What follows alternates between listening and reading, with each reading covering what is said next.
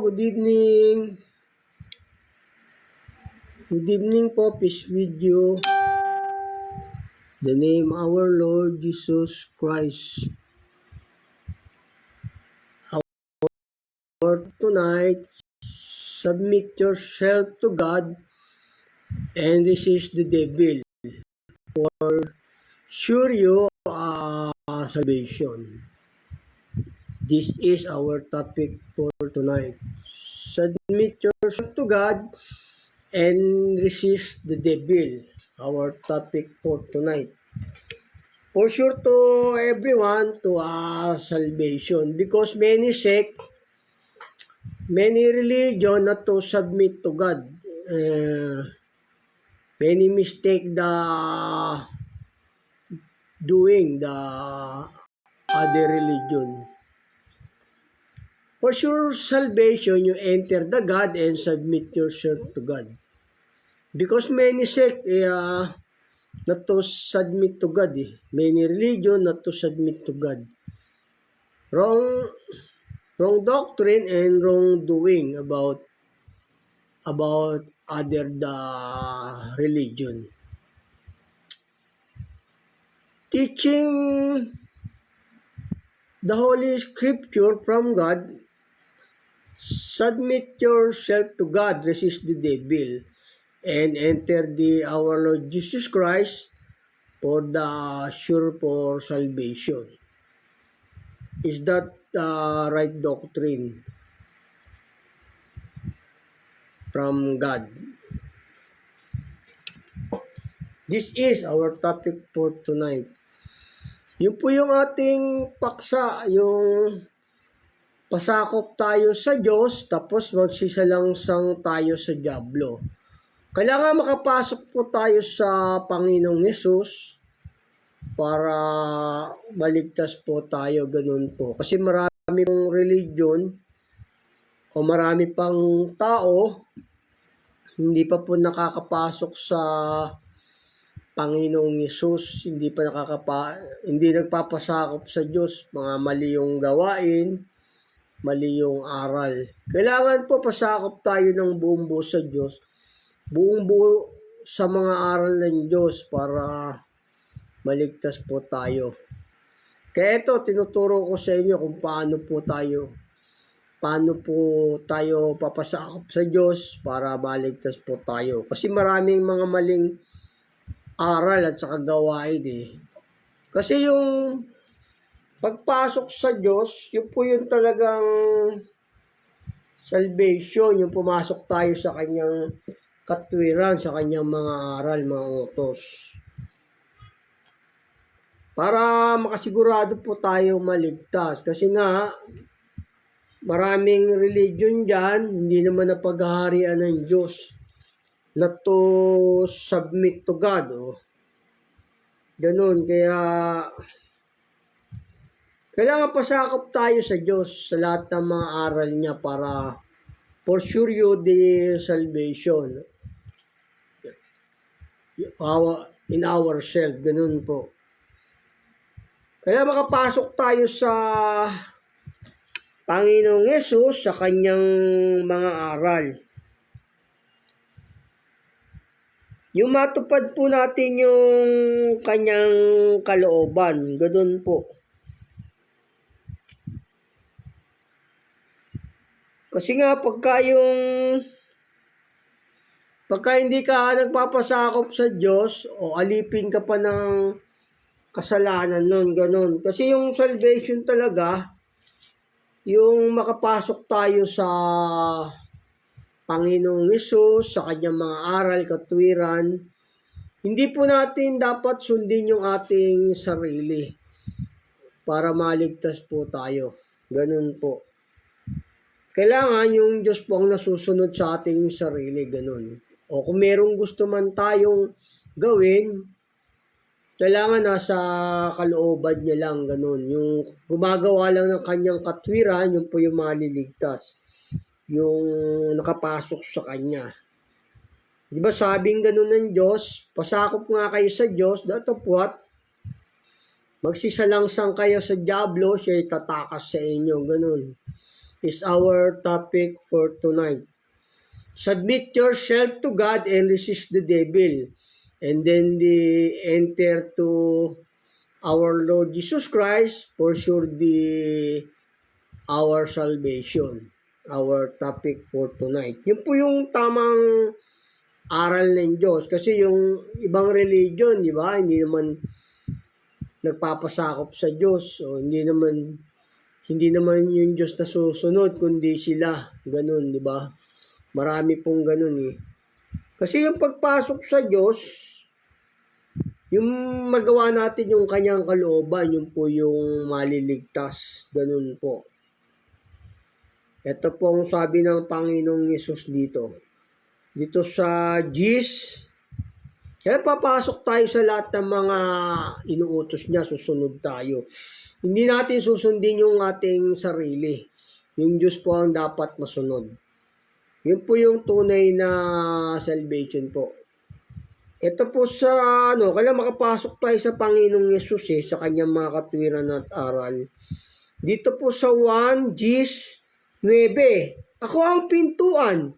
Ang sino mang taong pumasok sa akin ay siya'y maliligtas. O yun papasok at lalabas, makasusumpong ng pastulan. O yun yung pumasok sa kanyang aral, o yun po yung maliligtas. Ganun po, yung pumapasok sa kanyang lahat ng utos, walang pagsuway, ganun po. Maraming sekta, di ba? Maraming pagsuway, mga maling aral, sabihin nila sila yung tunay na church, o mali-mali naman yung kanilang aral sa mga gawa, di ba? Yun, hindi po yung tama. Ang salvation po kasi, individual po yan.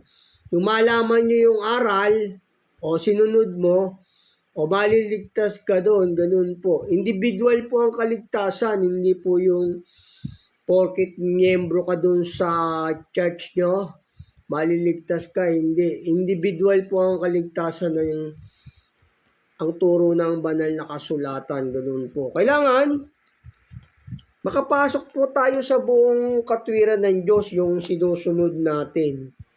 Di ba sabi ng Panginoong Yesus, ang sino man pumasok sa akin, siya'y maliligtas. Ito yung sabi. Yung pagpasok sa Diyos, yung masunod natin yung kanyang mga utos, yung kanyang mga kalooban, yun po. Yung siya po ang nasusunod sa buhay natin, yung hindi tayo. Halimbawa, gusto natin, bawal sa kanya, hindi po natin gagawin yun. Ganun po.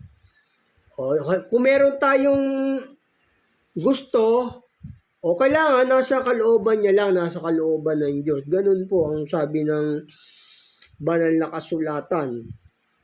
Ito po sabi, basahin ko sa inyo, kasi ang sabi rito, pag pumasok ka sa kanya, sabihin sa kanyang katwiran yun sa mga utos.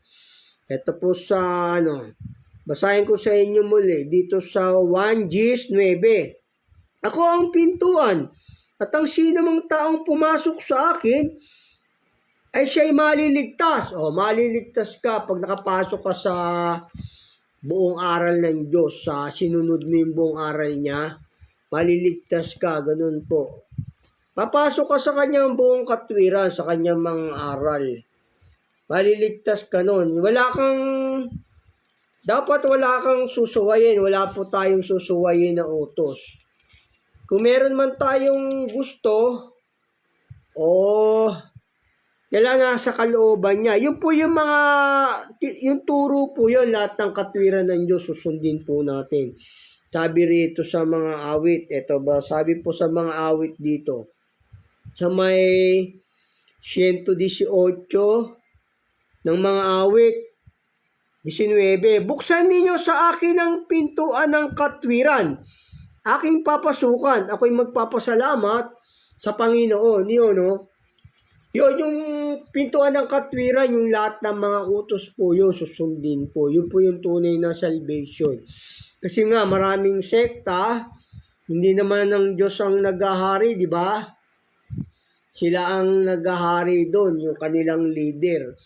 Kung ano-ano pinag-uutos sa kanyo, hindi naman lumabas sa bibig ng Diyos. Ayun, mga kunwaring sekta lang ng Diyos yun. Pero yung kaligtasan, individual yun. Kailangan pasakop tayo sa buong aral ng Diyos. Pasakop tayo sa kanyang buong utos, sa kanyang mga aral. Gaya ni Pedro, di ba? Hindi siya sumunod sa kanyang sarili. Si Apostol Pablo, di rin siya sumunod sa kanyang sarili. Yung Panginoong Yesus, yun po yung tunay na kaligtasan. Sabi nga ng Panginoong Yesus dito sa Mateo, ito sabi ng Panginoong Yesus sa Mateo. Ito sabi ng Diyos, kailangan siya yung nasusunod sa buhay natin. Yun po yung tunay na kaligtasan. Ito sabi ng Panginoong Yesus dito. Dito sa Mateo 10:37, ang umiibig sa ama o sa ina ng higit kay sa akin, ay hindi karapat dapat sa akin. At ang umiibig sa anak na lalaki, anak na babae na higit sa akin, ay hindi karapat dapat sa akin. Kasi may mga tao, mas mahal nila yung kanilang relative, di ba? Iba nakakagawa ng kasamaan, dahil sa kanilang mga anak, sa kanilang nanay, iba nagnanakaw. Pero ayaw ng Diyos yun. Ayaw yung nakakagawa sila ng masama dahil sa kanilang relatives, sa kanilang mga nanay, tatay, asawa at anak, di ba? Dahil walang pampaaral, di ba, kung ano yung ginagawa. Kaya yung maling gawa, hindi mo gagawin yun. Di ba, mayroong mga nagnanakaw dahil sa mga kapatid o sa mga anak, di ba, tatay kaya kaya ayaw ng Diyos yung ganun. Kailangan siya yung susundin natin, yung Diyos. Ito, basahin ko sa inyo muli, tapos papatuloy ko. Ang umiibig sa ama o sa ina ng higit kay sa akin, ay hindi karapat dapat sa akin. At ang umiibig sa anak na lalaki, anak na babae na higit sa akin, ay hindi karapat dapat sa akin. At ang hindi nagpapasa ng kanya ring sariling krus at sumusunod sa akin, ay hindi karapat dapat sa akin. Ang nakasusumpong ng kanyang buhay ay mawawalan nito. At ang mawala ng buhay dahil sa akin, ay makasusumpong niyaon. Makasusumpong niyaon ng dahil sa Panginoon sa pagsunod sa Kanya. Hindi yung masusunod ka o kaya nasusunod yung mga ka-relatives mo para makagawa ka ng masama. Hindi po yun. Yun po yung ibig sabihin nito, yung kailangan susundin mo yung Diyos. Hindi yung gagawa ka ng masama dahil sa nanay, tatay mo, anak mo, ganun. Yun po yung ibig sabihin nitong talatang to. Hindi ka gagawa ng masama dahil lang sa yung mga nanay, tatay, kapatid, anak, ina, ganun. Siya po yung susundin. Kailangan siya yung masunod sa atin, ganun po. Gaya rin sabi rito sa Lucas dito, sabi ng Panginoong Yesus, kailangan Diyos po yung nasusunod sa buhay natin para for sure to the salvation in our soul. Ganun po. Ito sabi ng Panginoong Yesus dito sa 14 ng Lucas. Ito rin sabi ng Panginoong Yesus dito sa 14 ng Lucas 25. Tapos hanggang 27, tapos 33. Nagsisama nga sa kanya ang lupang maraming tao at siya'y lumingon at sa kanya'y sinabi, kung ang sino man tao hindi pumaparito sa akin at hindi napopoot sa kanyang sariling ama at ina at asawang babae at ang anak, mga kapatid na lalaki at mga kapatid na babae, pati sa kanyang sariling buhay, kahit sa sarili mong buhay, kailangan kapuotan mo para maligtas ka. Sabihin yung hindi ka gagawa ng masama, hindi yung labag sa kalooban ng Diyos, hindi mo gagawin, kapuputan mo yung sarili mo. Sundin mo yung kalooban ng Diyos. Yung po ibig sabihin ng Diyos dito, ng Panginoong Yesus. O, pabasahin ko sa inyo muli para maintindihan nyo. Tapos patuloy ko, kung sino mang tao pumaparito sa akin at hindi napopot sa kanyang sariling ama at sa at ina, asawang babae at mga anak at mga kapatid na lalaki at mga kapatid na babae, oo pati sa kanyang sariling buhay man, ay hindi maaring maging alagad ko. O hindi, kailangan kapuotan mo yung, ibig sabihin nito, no, yung mga relatives mo, kung makakagawa ka rin lang ng masama dahil sa kanila, o kailangan, dahil sa yung sarili, kapuotan mo rin yung sarili mo. Sabihin, susundin mo yung utos ng Diyos. Ganun po yun. Ang ibig sabihin nito, kasi bakit ka nga naman mapupot sa sarili mong kapatid, ina, no? Sabihin, kung makagawa ka ng masama dahil sa kanila, o dahil sa iyong sarili, hindi mo gagawin, susundin mo pa rin yung utos. Ganun po yun. Hindi yung kapopotan mo siya dahil sa ano. Kasi iba dyan, di ba, nakapagnakaw dahil may sakit yung anak, o di ba, may sakit yung nanay. Ganun po yung ibig sabihin ng Panginoong Yesus dito. Hindi ka gagawa ng masama dahil sa iyong mga kapatid. Susundin mo yung utos mo dahil sa iyong anak, o di ba? Ganun po, di ba? Minsan nababalita yan, no? O, di ba? O, dahil walang pampaaral yung anak, o di ba, nang gumawa ng masama. Ganun ibig sabihin ng Panginoong Yesus dito. O, patuloy ko po, sino mang hindi nagdadala ng kanyang sariling krus at sumusunod sa akin, eh, hindi maaring alagad ko. Ayun, kailangan dalhin mo yung krus niya. Sabihin yung krus, yung mga utos po yun, yung mga aral. Ganun po. Kaya nga, sino man sa inyo hindi tumanggi sa lahat niyang tinatangkilik, ay hindi maaring maging alagad ko. O hindi maaring kang alagad ng Diyos kung hindi ka tatanggi sa mga tinatangkilik mong kagustuhan. Sabihin yung hindi sa kalooban ng Diyos yun. Kailangan yung may kagustuhan ka, yung susundin mo yung Diyos, ganun po. Gaya naman dito sinabi ni si Pedro, di ba iniwan niya yung sarili niyang kagustuhan o sumunod sa Panginoong Yesus. Ito sabi ni Pedro. Iniwan nila yung kanilang kagustuhan na hindi ayon sa kalooban ng Diyos.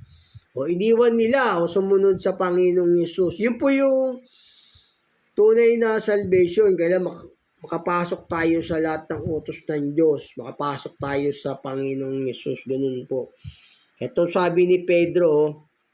Ito si Pedro sumunod sa Panginoong Yesus Ito po sa Mateo. Yung mga apostol sumunod yun sa Panginoong Yesus.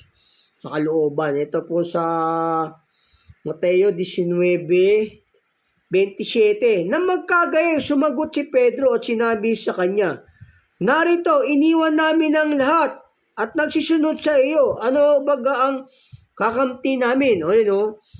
Sumunod si Pedro, yung mga apostol sa Panginoong Yesus, di ba? Iniwan nila yung sarili nilang kagustuhan na hindi ayon sa kalooban ng Diyos. Halimbawa, gusto mo, maglalasing ka ng alak, mambababae ka, magsusugal ka. Yun, iiwan mo yung ganon, mga pinagbabawal ng Diyos. Yun po yung iniiwan nila.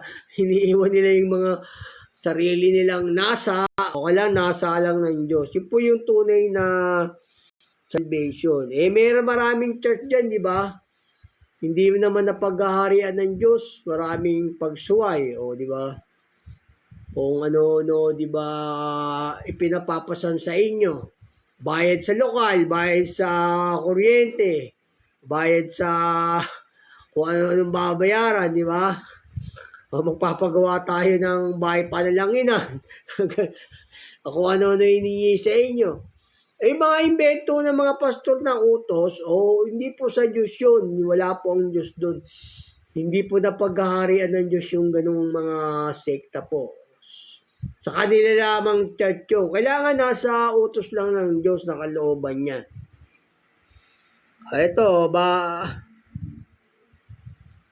yung sabi ni Pedro, iniwan nila yung kanilang sariling kagustuhan. Ito, basahin ko sa inyo muli, dito sa Mateo 19:27. Na magkagayo, sumagot si Pedro at sinabi sa kanya, narito, iniwan namin ang lahat at nagsisunod sa iyo, nagsisunod, sumunod sila, iniwan nila yung sarili nilang kagustuhan. Ano po yung ibig sabihin nun? Yung wala sa kalooban ng Diyos, o iniwan nila, ganon. Gaya ng Panginoong Yesus, di ba? Sumunod din siya sa Ama. Nagbibigay siya ng halimbawa, hindi siya nasunod sa kanyang sarili. Yung sinunod niya, yung kalooban ng Ama. Ganun po yun. Ganun po yung tunay na kaligtasan. Hindi yung, kasi merong mga sekta dyan, mali-mali ang aral, sasampalataya ka lang daw sa Panginoong Yesus, ligtas ka na. O papasok ka lang daw sa kanilang sekta, dahil yun daw yung tinubos, nasa pangalan ng Panginoong Yesus, ligtas ka na. Maling aral po yung mga yan, mga bulaan po yung ganun. Ang kaligtasan po, individual po yun, basta nasunod niyo po yung utos, ganun po.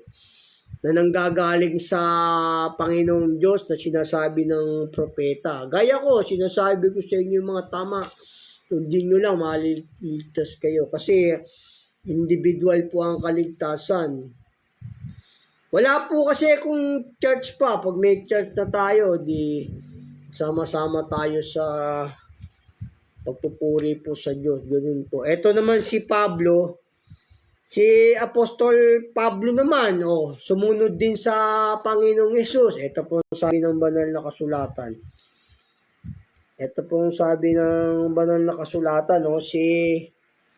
Si Apostol Pablo, sumunod din sa Panginoong Yesus. Iniwan niya lahat yung mga pakinabang niya sa sarili niya, masunod niya lang yung utos ng Panginoong Yesus. Ito po sabi ng banal na kasulatan dito. Dito po sa Pilipos 7 hanggang 9. Sumunod si Apostol Pablo din. Kasi yun nga yung tunay na kaligtasan, yung masunod natin yung kanyang utos, yung kanyang kalooban. Hindi yung sasampalataya ka lang, hindi yung papasok ka lang sa kawan, ligtas ka na. Pinakwartahan lang kayo ng mga pastor ng bulaan, papasok ka sa kalang kawan, ligtas ka na. Mali po mga aral yun, ganun po. Ito po sabi ng banal na kasulatan, kasi si Pedro sumunod. Ito naman po si Apostol Pablo, sumunod din sa Panginoong Yesus. Dito po sa Pilipos 3:7.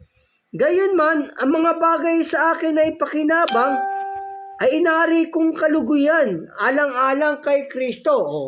Lahat ng pakinabang ni Pablo yung sarili niyang nasang pakinabang, iniwan niya masunod lamang yung utos ng Panginoong Yesus. Ito sabi ni Pablo rito. Basahin ko sa inyong muli, tapos papatuloy ko. Gayunman, ang mga bagay na sa akin ay pakinabang ay inari kong kalugihan alang-alang kay Kristo. Lahat ng mga bagay ay inari kong kalugihan dahil sa dakilang kagalingan ng pagkakilala kay Kristo Jesus na Panginoon ko. Naalang-alang sa Kanya ay tiniis ko ang kalugihan ng lahat ng mga bagay at inari kong sukal lamang upang tamuhin ko si Kristo. Sukal lamang yung mga bagay na pakinabang kay Pablo, basunod niya lamang ng Panginoong Yesus. Patuloy ko. At ako'y masumpungan sa Kanya na walang katwiran aking sarili. Sa makatwid bagay sa utusan, kundi ang katwiran sa pamagitan ng pananampalataya kay Kristo Jesus. Ang katwiran ng buhat sa Diyos sa pamagitan ng pananampalataya. Yun po yung tunay na salvation, yung sinusunod natin, yung katwiran ng Diyos. Hindi yung katwiran natin ang masusunod. Hindi po yung katwiran natin. Kasi nga, yung Panginoon Yesus, di ba? Hindi niya sinunod yung sarili niya, kundi masunod yung kalooban niya, di ba? Sabi niya. Ganun po ang tunay na salvation. Hindi yung sasampalataya ka lang, ligtas ka na, mali po yun. Yung papasok ka sa kawan nila, ligtas ka na. Yung doktrina nila, dahil yung pangalan daw nilang kanilang church, Yun daw yung tinubos, yun daw yung ililigtas. O, mga maling aral po yun ng mga Antikristo. Huwag po kayo maniwala doon. Ang salvation po, individual po yan. Ito sabi ng banal na kasulatan dito. Yung individual po yung kaligtasan. Ito po sa Galatia. Pag nasunod mo yung utos ng Diyos, o maliligtas ka nun.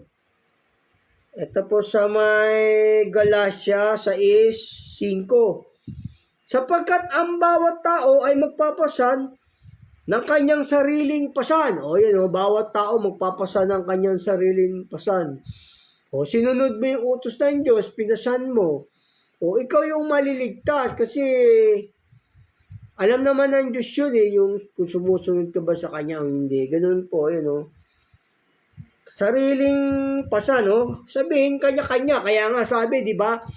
Ang katwiran ng matuwid, sasa kanya. Ang kasamaan ng masama, ay sasa kanya. O kung hindi ka naman gumawa ng masama, ginawa mo yung mga buting utos ng Diyos, o maliligtas ka nun. Ganun po yun. Hindi yung papasok ka sa sampalataya, papasok ka dun sa iglesia nila eh. Kwartaan lang kayo forever. Mali namang aral, di ba?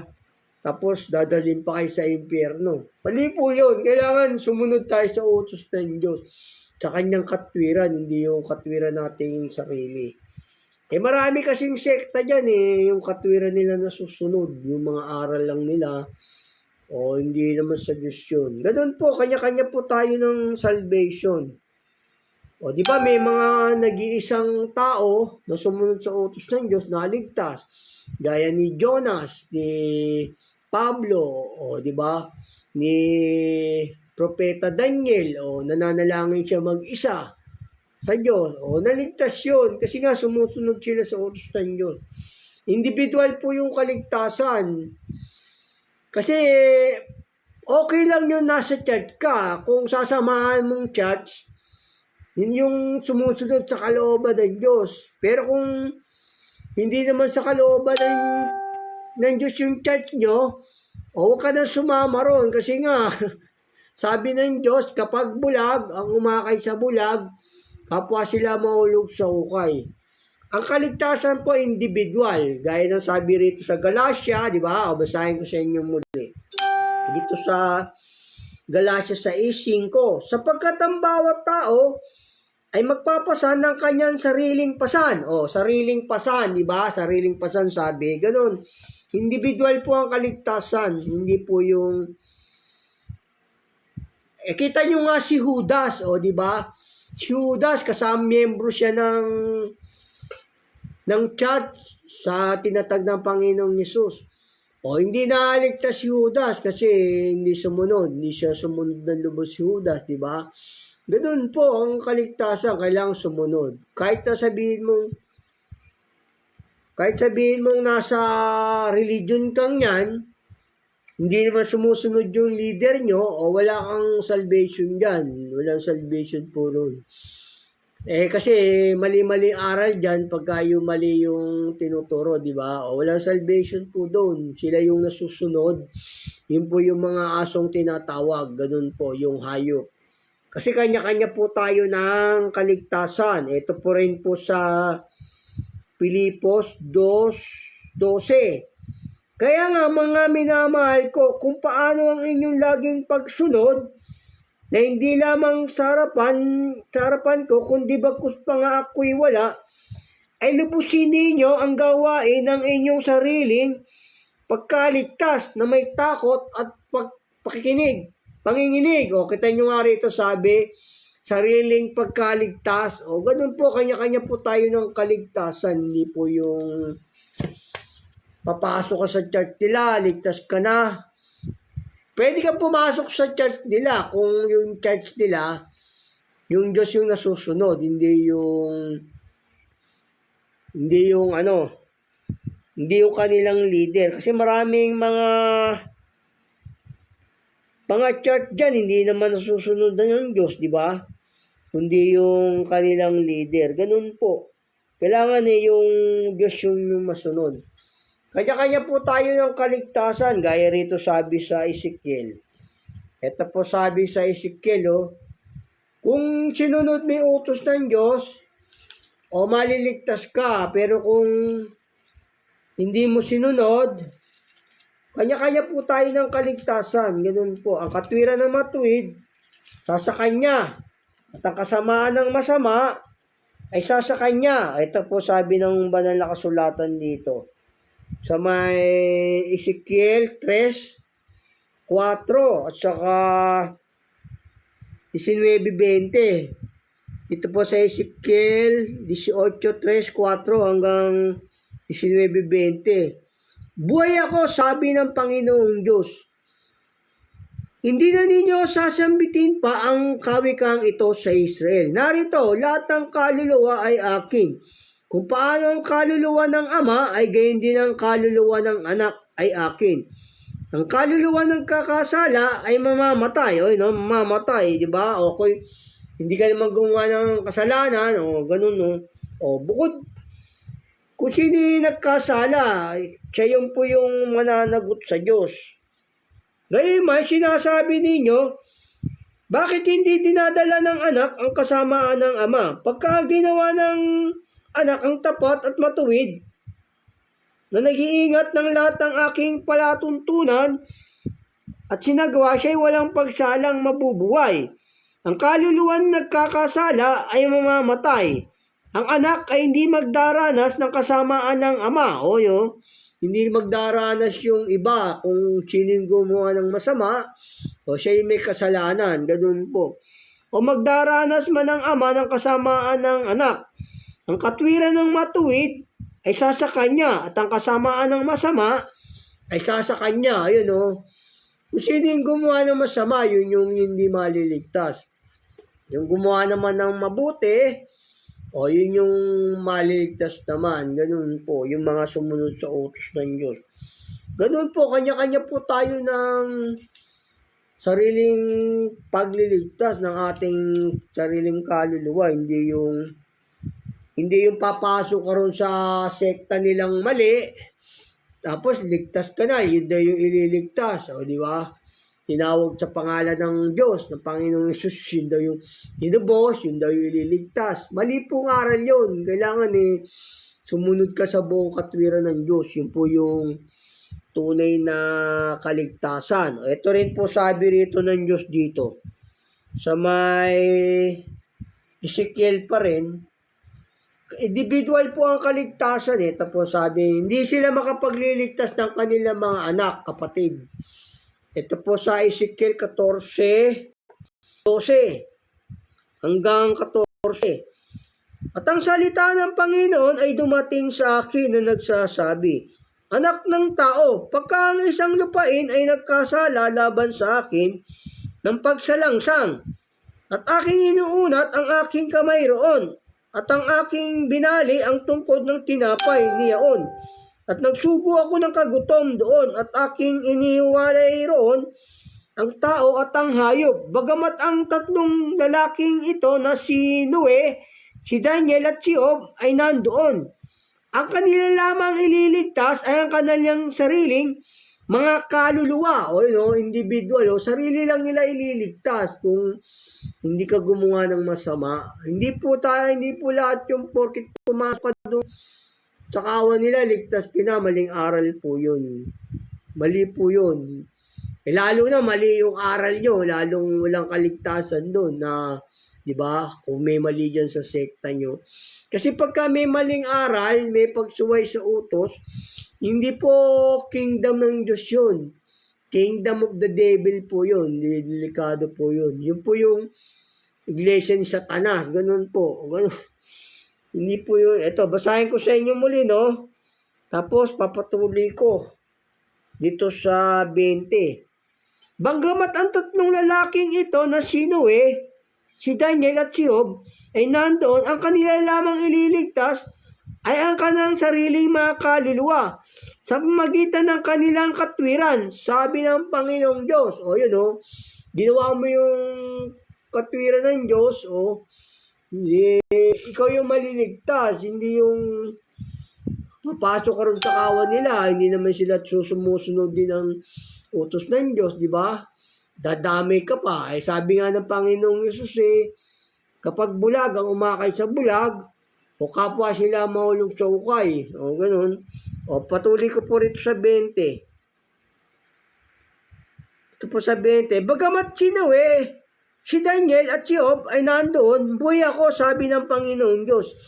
Hindi sila mga gliligtas ng mga anak na lalaki o babae. O kata mga, miski anak mo, hindi mo maililigtas Dito, sabi ng Diyos dito.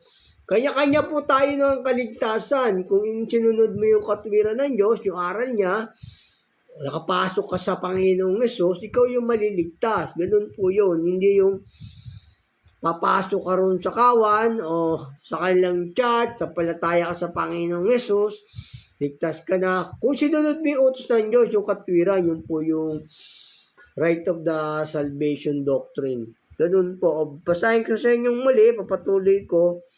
Bagamat si Daniel at si Job ay nandoon. Buhay ako, sabi ng Panginoong Diyos. Hindi sila mga gliligtas ng mga anak na lalaki o babae man. Ang kanila lamang ililigtas ay ang kanang sariling kaluluwa sa pamamagitan ng kanilang katwiran. O yun o. Sinunod mo yung katwiran ng Diyos. O maliligtas ka. Hindi yung... Kailangan salangsangin mo yung devil para maligtas ka, ganun po. Hindi yung pasok ka sa kanilang kawan ligtas ka na, mali pong aral yon. Tasalangsangin mo muna yung diablo para papasakop ka sa Diyos. Kaya papasakop ka sa aral ng Diyos, sa Panginoong Yesus. Ito po sabi rin dito sa Epeso, papasakop ka sa Diyos, sa Panginoong Yesus. Kasi yung ating Panginoong Yesus, Diyos po yun. Hindi po tao yun. Kung tao ang Yesus nyo, wala pong kaligtasan doon. Hindi papasakop ka sa tao, mali po yun. Ito sabi ng banal na kasulatan dito. Kailan papasakop tayo sa Diyos, sa Panginoong Yesus. Epeso 5:21. Napasakop kayo sa isa't isa sa takot kay Kristo. Papasakop ka sa Panginoong Yesus, sa Kristo. Kasi Diyos ang Panginoong Yesus, papasakop ka sa kanyang mga aral. Ito po, sabi ng banal na kasulatan. Papasakop tayo sa kanyang mga kautusan. Patuloy ko po. Mga babae, pasakop kayo sa inyong sariling asawa, gaya lang sa Panginoon. Sapagkat ang lalaki, pangulo ng kanyang asawa, gaya naman ni Kristo, na pangulo sa iglesia na siyang tagapagligtas ng katawan.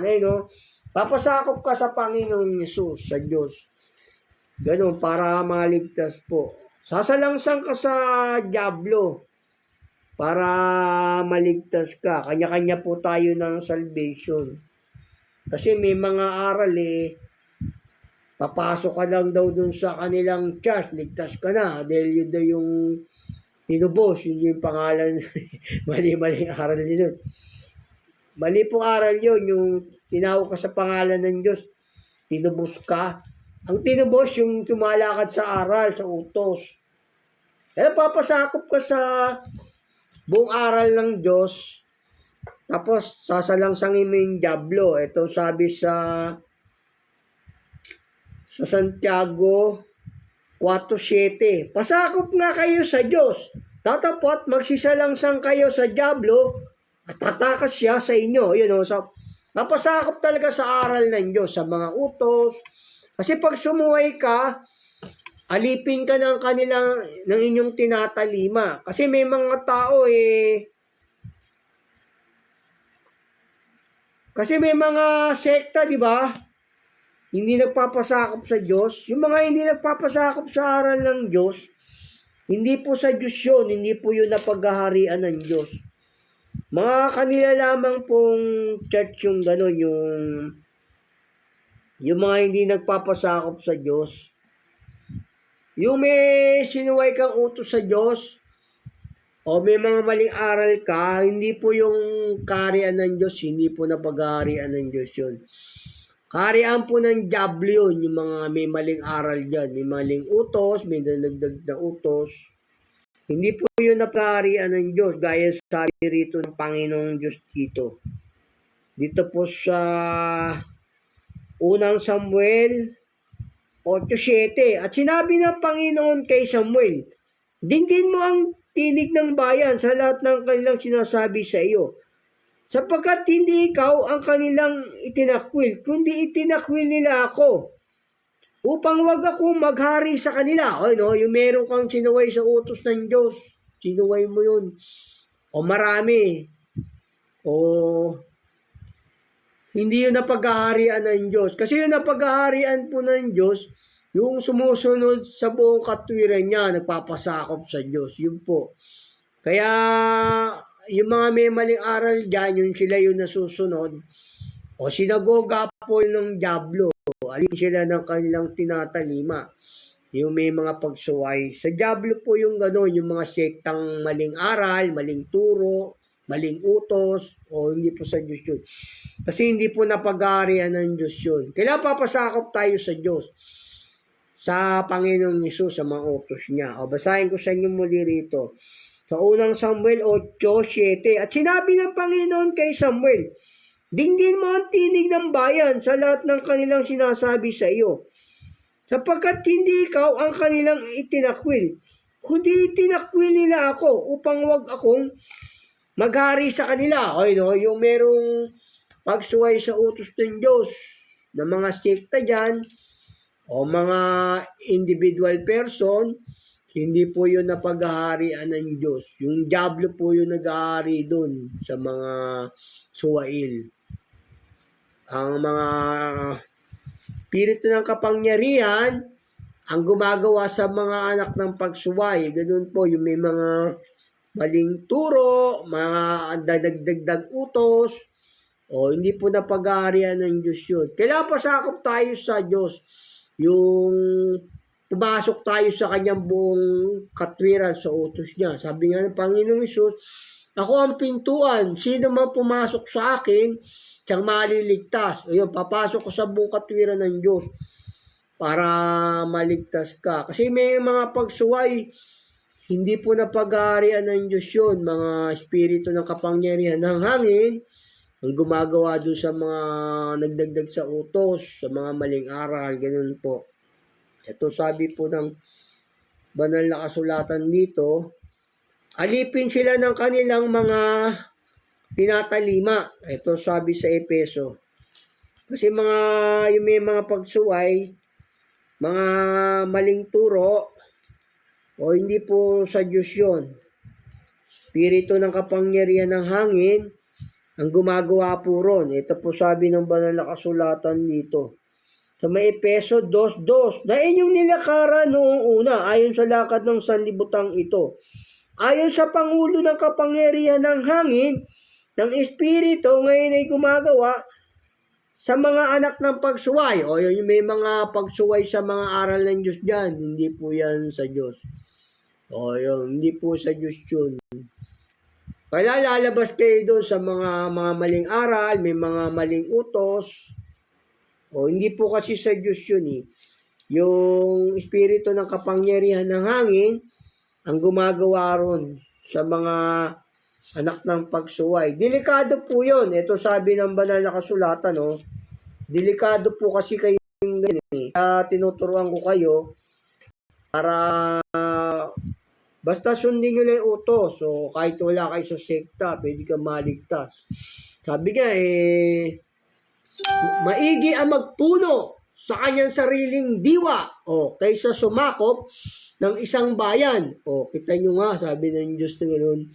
Maigi ang magpuno sa kanyang sariling diwa kaysa sumakop ng isang bayan. O, kita nyo nga, pag punuan mo yung sarili mo, pwede ka maligtas doon basta alam yung utos ng Diyos.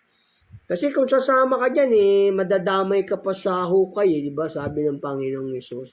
Kapag bulag, ang umakay sa bulag, kapwa sila mahulog sa hukay. Kasi nga, Pagka ganyan mga sektang may maling aral, pagsuway, sa Diablo po yun, sa Diablo po, hindi po yun na pag-aarian ng Diyos. Ito po sabi ng banal na kasulatan dito, sa may Roma 6:16. O hindi ba ninyo nalalaman kung kanino ninyo inihahandog ang inyong mga sarili na pinakaalipin upang tumalima kayo yung mga alipin na inyong tinatalima, maging ng kasalanan sa ikamamatay. O kita nyo nga, pag tinilima nila yung pagsuway, mga maling aral at turo, sabi rito ay kamamatay. O di ba maraming sekta naman yan eh. Kahit na mali na yung turo, nagdagdag ng utos, sige pa rin pila ng sige. O sabi ng Diyos dito eh, maging basahin ko sa inyo. Ito basahin ko sa inyo muli, no? O hindi pa ninyo nalalaman kung kanino ninyo inihahandog ang inyong sarili na pinakaalipin upang tumalima kayo alipin na inyong tinatalima. Talima mo yung pagsuway, yung mga maling aral. O di ba hindi na pag-aarian ng Diyos, sabi niya. Hindi ako ang kanilang itinakwil. Hindi ikaw ang kanilang itinakwil, kundi ako. Upang wag ako maghari sa kanila. Ganon, hindi pa nag-aarian ng Diyos yan. Yung mga maling turo, mga nagdagdag sa aral. Babasahin ko sa inyo muli sa patuloy ko. Hindi pa ninyo nalalaman kung kanino nyo inihandog ang inyong sarili na pinakaalipin upang tumalima kayo mga alipin na yung tinatalima. Maging ng kasalanan sa ikamamatay, maging ng pagtalima sa ikapagiging matuwid. Talimahin mo yung kasalanan, yung pagsalangsang. Kaya kamamatay yun. Maraming sekta dyan, di ba? Mga kasalanan pagsalangsang, tumatalima sila doon. Yun po, yung mga maling sekta po yun, ganun. Kailangan makapasok tayo sa Panginoong Hesus, sa kanyang katwiran. Ganun po, para po tayo ay maligtas. Sabi ng Panginoong Hesus. Gaya rin sabi niya rito sa sa may kailangan susundin natin yung utos ng Diyos. Hindi yung tayong masusunod. Ganun po. Yun po yung tunay na kaligtasan. Yung pagsunod sa Diyos, hindi yung pagsunod sa ating sarili. Si mga apostol, iba, hindi sila sumunod sa sarili nila. O si ni Pablo, ni Pedro. Sinunod nila yung Diyos, yung Panginoong Yesus. Ito sabi ng Panginoong Yesus dito sa 1:12-25. Ang umiibig sa kanyang buhay ay mawawalan nito. Kita mo nga, ibigay mo yung buhay mo, mawawalan ka pa dahil sa kagustuhan mo Pero yung sumunod ka sa Panginoong Yesus, maliligtas ka. Basahin ko sa inyong muli. Ang umiibig sa kanyang buhay ay mawawalan nito. At ang mapuot sa kanyang buhay, sa sanlibutan ito, may ingatan niyaon sa buhay na walang hanggan. Kung sino mang tao ay naglilingkod sa akin, sumunod sa akin. Susunod ka sa Panginoong Yesus para maligtas ka. Yun po yung tunay na salvation, hindi po yung sasampalataya ka sa Panginoong Yesus, sasama ka sa kanilang iglesia, ang naghahari, hindi naman yung Diyos sila, mabulag na taga-akay yun. Hindi na pag-aarian po ng Diyos yun, yung mga may maling aral, maling turo. Hindi yung sumusunod sa kalooban ng Diyos. Wala po ang Diyos doon. Sabi nga kanilang itinakwil, di ba? Sabi niya, digin mo ka lang mga salita sapagkat, ito, basahin ko sa inyo muli, Kasi yung mga nagtakwil sa utos ng Diyos, sa mga sekta dyan, hindi po yun na pag-aarian ng Diyos. Ito po sabi sa unang Samuel 8:7. At sinabi ng Panginoon kay Samuel, dinggin mo ang tinig ng bayan sa lahat ng kanilang sinasabi sa iyo, sapagkat hindi ikaw ang kanilang itinakwil, kundi itinakwil nila ako upang wag akong mag-aari sa kanila. Yun, yung mga maling aral, mga nagtakwil sa utos ng Diyos. Hindi po yung pinag-aarian ng Diyos. Yung Diablo po ang nag-aari doon, yung espiritu ng kapangyarihan ng hangin, ang gumagawa po dyan sa mga maling sekta, maling turo. God bless po. Is our topic For tonight is done. Ayan po yung ating paksang natapos. Submit yourself to God and resist the devil. And then enter our Lord Jesus Christ for sure to the salvation in our soul. Yun po yung tunay na salvation, is the right salvation. Kailangan yung Diyos na susunod sa buhay natin, hindi po yung sarili natin. O gusto mo, kumain ka ng dugo, ayaw ng Diyos. O huwag ka kakain ng dugo para yung kalooban ng Diyos ang nasusunod sa iyo. Ganun po yun. O di ba gusto mo mambabae, o ayaw ng Diyos, o hindi ka mambababae, ganun po. O gusto mo manlalaki, ayaw ng Diyos yun. Kaya isang asawa lang, pwede ka na mag-asawa muli pagpatay na yung asawa mo. Ganun po. Yung kailangan yung katwiran ng Diyos ang nasusunod sa ating buhay para po maligtas po tayo. God bless po. Thank you for joining this, for watching this. Thank you. God bless. Ingat. Be careful to everyone. God bless po.